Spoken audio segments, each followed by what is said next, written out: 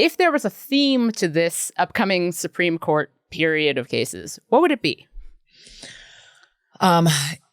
Is the separation of powers? ? Does the president have constraints? ? Whether the court really doesn't think there are any limits to presidential power that should be recognized. I think that we are heading to a very dangerous place. It's Wednesday, October 8th. I'm Jane Coaston, and this is What a Day, the show applauding the late Bob Ross for still making an impact on public television 30 years after his passing.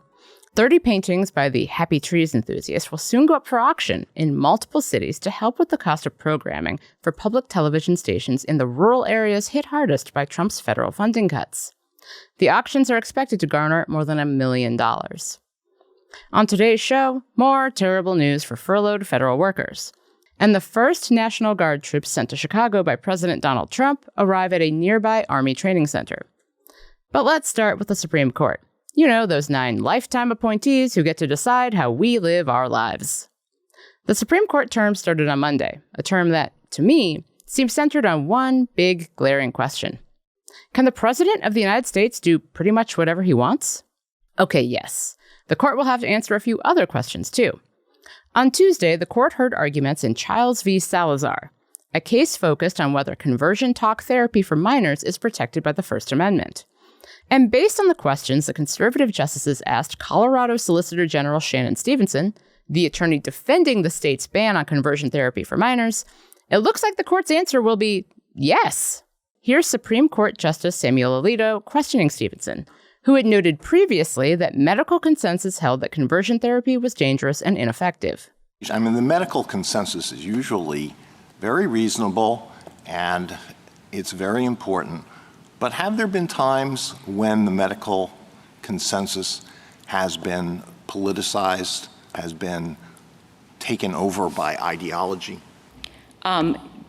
We have no facts about that in this case, but I wouldn't disagree that that's possible. And I think it's a really... Isn't it a fact that it's happened in the past? I think 3 generations of idiots are enough? I think that's certainly a concern. That 3 generations of idiots are enough, quote, is a reference to the 1927 Supreme Court decision Buck v. Bell, which found that states forcibly sterilizing the, quote, unfit, including the, quote, feeble-minded, did not violate the due process of those being sterilized. Basically, Justice Alito is saying that if doctors were wrong in 1927, what if they're wrong in 2025? Now, there are a few issues the court has decided it doesn't have time for, like convicted sex offender Jeffrey Epstein's co-conspirator, Ghislaine Maxwell. On Monday, the court declined to take up an appeal of her 20-year prison sentence for child sex trafficking. But the court will be deciding a host of big issues this term, including if Trump can fire board members of the Federal Reserve and whether or not his tariff policy is overstepping presidential authority. So for more on this Supreme Court term and what we can expect, I spoke to Kate Shaw, co-host of Crooked Media's Strict Scrutiny and a law professor at the University of Pennsylvania. Kate, welcome back to What a Day. Thanks so much for having me back. So Monday was the start of a new Supreme Court term, and they have a lot to do. On Tuesday, they heard arguments in Chiles versus Salazar, the case weighing the legality of Colorado's conversion therapy ban. What were the major takeaways of that debate? I think Colorado's ban on conversion therapy is likely going down, which is not terribly surprising. Although if the court were being consistent, it decided to defer to the Tennessee legislature when the Tennessee legislature decided to ban gender-affirming care for trans youth. The court said, we're going to be very deferential. We'll let Tennessee decide in the face of some scientific uncertainty if it wants to ban certain kinds of care. You would think that the court would extend the same deference to the Colorado legislature when it tried to ban conversion therapy.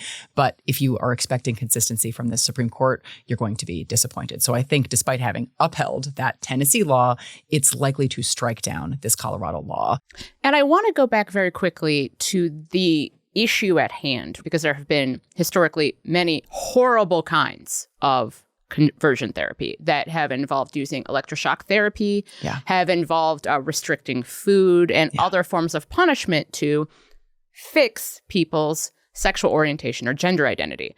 But in this particular case, what type of conversion therapy are we even talking about? Yeah, and actually the lawyers challenging the Colorado law basically said, we're not actually saying here that physicians or, caregivers should be able to do that sort of thing, electroshock therapy, exposure therapy, other sorts of medical interventions. What's at issue is talk therapy. So it is still therapy designed to convert, right, to talk individuals out of being gay or trans, but using essentially, the tools of therapeutic conversation, dialogue. And so what the challenges are saying is because this is about speech, the First Amendment applies. And so if what a therapist wants to do is to support therapeutically a patient who presents already wanting support, choosing something different, this is sort of the rhetoric that came up at the argument, that the state should not be permitted to prohibit that kind of care on the part of the therapist. What else have we heard from the court so far? Is there anything about this term looking different than a typical term? I mean, just in terms of caseload. I mean, it's a light term so far in terms of the number of cases the court has decided to hear on the merits, like with briefs and oral arguments and then decisions. But I think you can't look at the Supreme Court right now in the context of just the cases on what we think of as the merits docket, because so much of the court's most important work right now happens on the shadow docket. So these emergency applications from the administration after losing either in a district court or the Court of Appeals or both, sometimes skipping the Court of Appeals and going directly to the Supreme Court. And, there's been a challenge that the president has taken some action that is precluded by statute or inconsistent with the Constitution. And usually a lower court has agreed with the challengers. And the Supreme Court, it has not accepted and decided to hear those cases. It has simply issued a preliminary ruling almost invariably over the last 4 months, end up resulting in a big win for the Trump administration and for the ability of the president to just proceed even in the face of statutes and constitutional provisions that seem to prohibit what it is the president is trying to do. So that's sort of the shadow docket. In terms of the merits docket cases, the court is going to hear this challenge to the president's sweeping tariffs. They are hearing not just the Chiles case about conversion therapy, but 2 separate cases involving state bans to trans athletes' participation in school sports. They are going to hear a case about whether the president can fire members of independent commissions like the Federal Trade Commission. And they're going to hear part of a case about whether the president can fire the Federal Reserve Governor, Lisa Cook. So those are some of the bigger cases the court has decided to hear on the merits docket. I want to get back to the Lisa Cook case because that's of particular interest to me because that seems to be an issue that the Supreme Court is treating very differently from other issues. She's the only head of an independent agency or the only part of a head of an independent agency that the Supreme Court has not allowed the president to temporarily remove.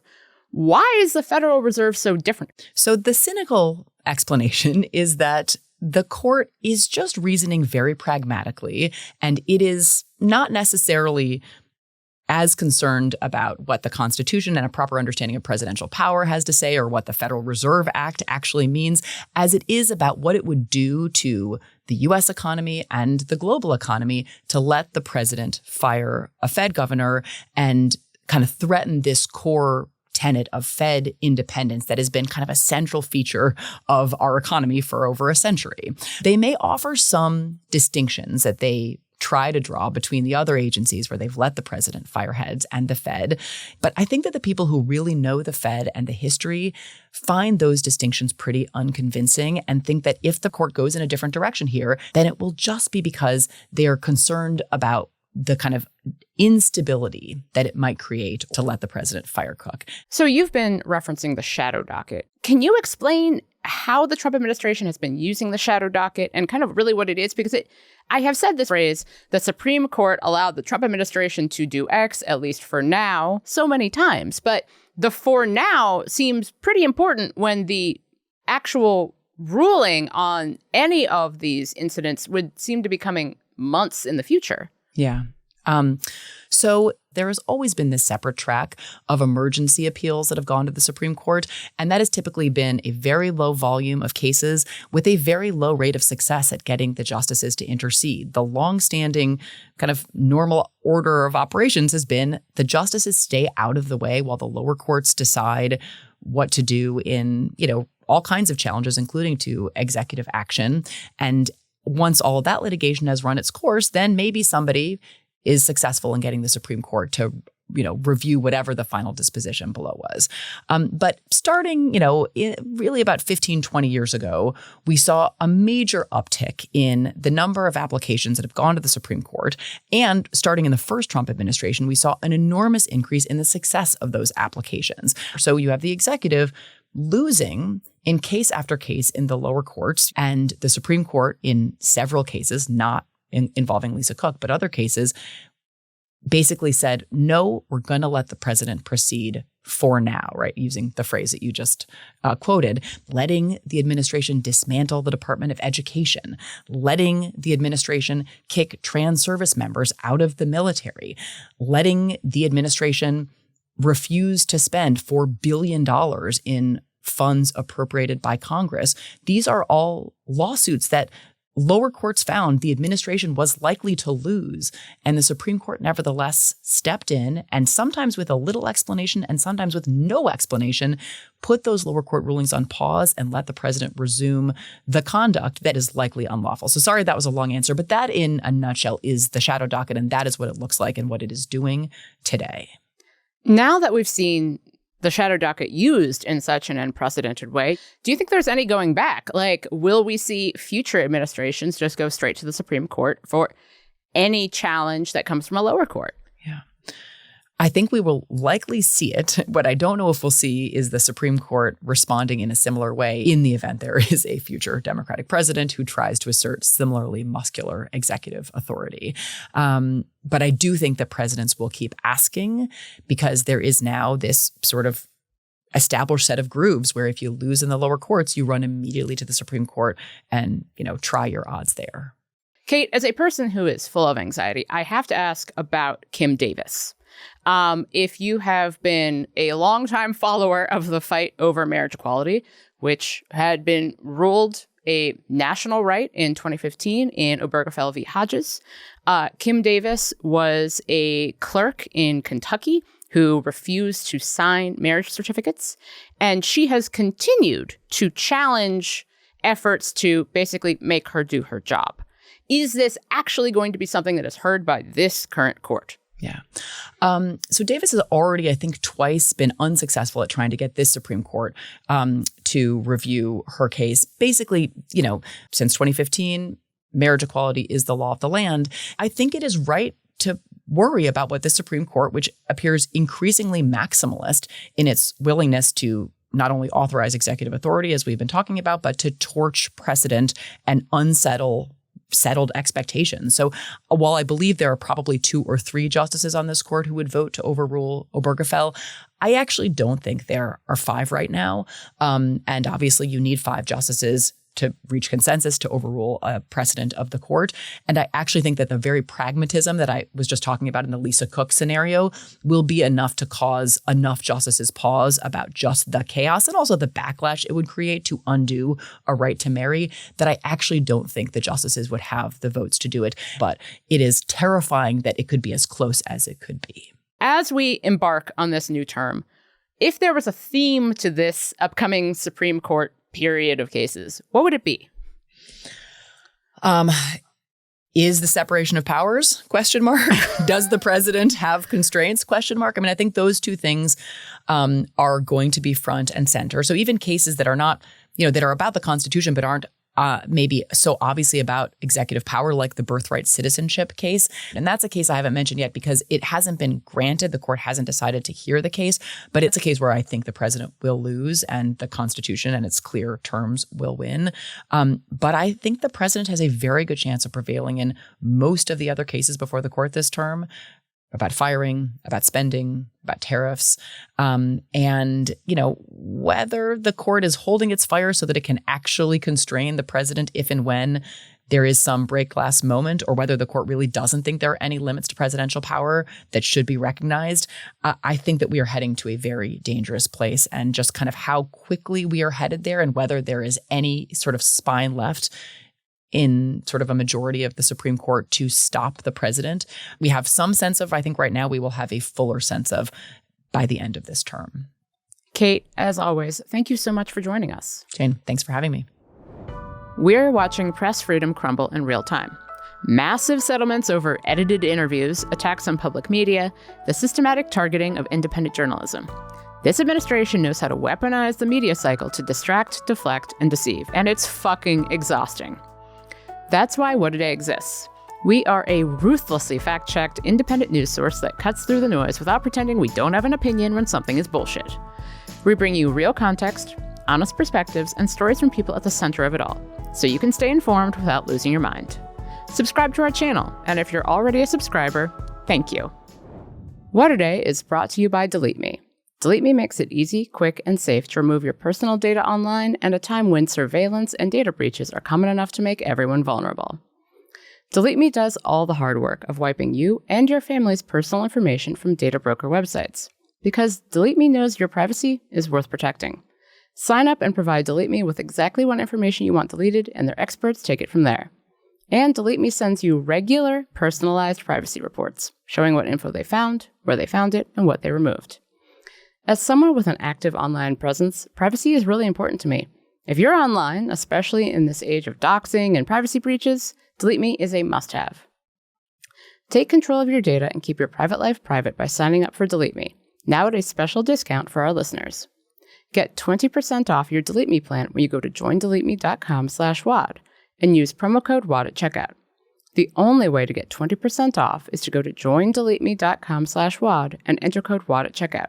That's joindeleteme.com/WAD, code WAD. Headlines. Is it the White House's position that furloughed workers should be paid for their back pay? I would say it depends on who we're talking about. I can tell you this, the Democrats have put a lot of people in great risk and jeopardy, but it really depends on who you're talking about. But for the most part, we're going to take care of our people. There are some people that really don't deserve to be taken care of, and we'll take care of them in a different way. That's not a threat. Furloughed federal workers may not have guaranteed back pay from the government shutdown, according to a draft memo circulated by the White House Tuesday. After the longest government shutdown in 2018, Trump signed into law legislation to ensure federal workers receive back pay during any federal funding lapse. But a senior White House official told Axios, quote, "Does this law cover all these furloughed employees automatically? The conventional wisdom is, yes, it does. Our view is, no, it doesn't." In the new memo, Trump's Office of Management and Budget says back pay must be provided by Congress, if it chooses to do so, as part of any bill to fund the government. Trump said this to reporters at the White House Tuesday. I follow the law, and what the law says is correct, and I follow the law. Do you? Have you read the law? Refusing retroactive pay to workers would be a stark departure from norms and would almost certainly result in legal action. But not all Republicans seemed on board with the idea. North Carolina Republican Senator Tom Tillis criticized the Trump administration for leaving furloughed workers with uncertainty about their paychecks and left us with this encouraging sentiment. I believe it's a strategic mistake to now let those folks know or let them think that they could potentially not get back pay. If I were them, I'd start looking for another job. Great. Transportation Secretary Sean Duffy said Monday that the government shutdown is putting more pressure on air traffic controllers. They're considered essential workers and exempt from being furloughed during a shutdown, but are, of course, not being paid. Unsurprisingly, controllers are reporting a certain psychological state, as Duffy said in a CNBC interview Tuesday. They've got houses, mortgages, car payments. They have to put food on the table. They're concerned they may not get a paycheck, right? They'll eventually be paid, but the shutdown is forcing them to work without the guarantee that their paychecks come in a timely manner. So they're stressed. Yeah, I would be stressed too if my paychecks were in the hands of Trump and Republicans. And if anything makes me feel safe, it's the words stressed and air traffic controller in the same sentence. Staffing issues affected flights at numerous airports, including Newark, Phoenix, Denver, Las Vegas, and Burbank, where California Democratic Governor Gavin Newsom said no controllers were on duty Monday night. Controllers from a San Diego facility handled traffic into and out of Burbank while its tower stood there ornamentally. Trump was asked Tuesday about whether he's concerned about the delays, and of course, he said this. Oh, sure. I mean, they're all Democrat delays. There are delays at the airport. That's standard.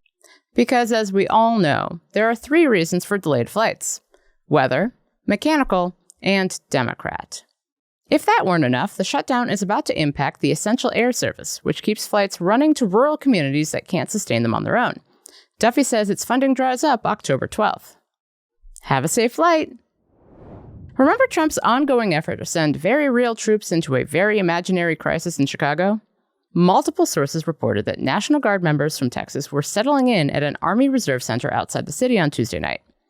This is the most visible sign yet of the Trump administration's plan to send troops to the Chicago area. Lawsuits be damned. Illinois Democratic Governor J.B. Pritzker, who has accused Trump of using troops as, quote, political props and, quote, pawns, said he didn't get a heads up from Washington. Shocking.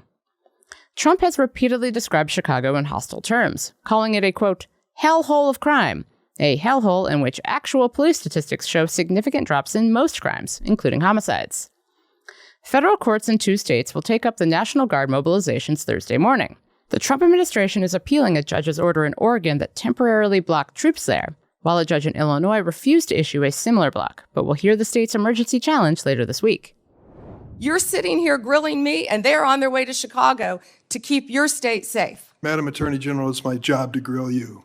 That exchange between Attorney General Pam Bondi and Illinois Democratic Senator Dick Durbin was just one of many that helped set the combative tone during a congressional oversight hearing Tuesday. Bondi testified before the Senate Judiciary Committee, and by testify, I mean she repeatedly refused to answer questions posed by Democratic lawmakers like, did the FBI find incriminating pictures of Trump with half-naked young women?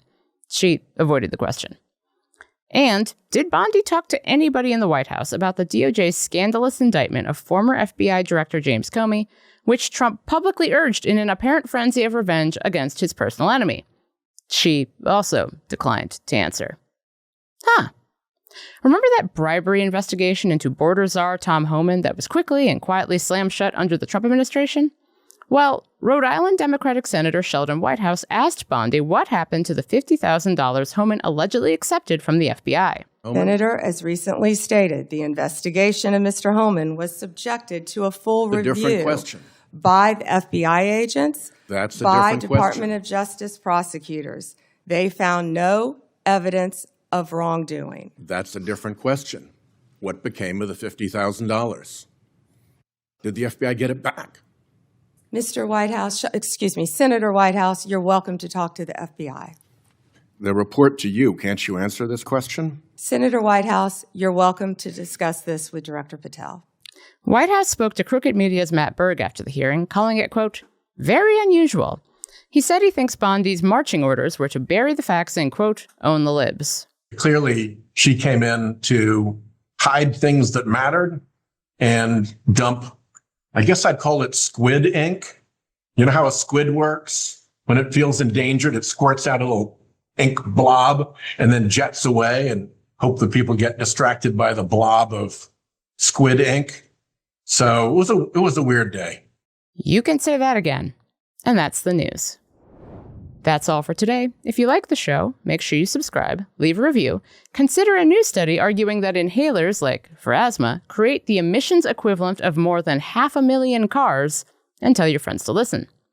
And if you're into reading, and not just about how the Journal of the American Medical Association found that inhalers generated nearly 25 million metric tons of carbon dioxide between 2014 and 2024, like me, What A Day is also a nightly newsletter. Check it out and subscribe at crooked.com/subscribe. I'm Jane Coaston, and as an asthma sufferer who also really loves the environment, this is a bit of a pickle for me, honestly.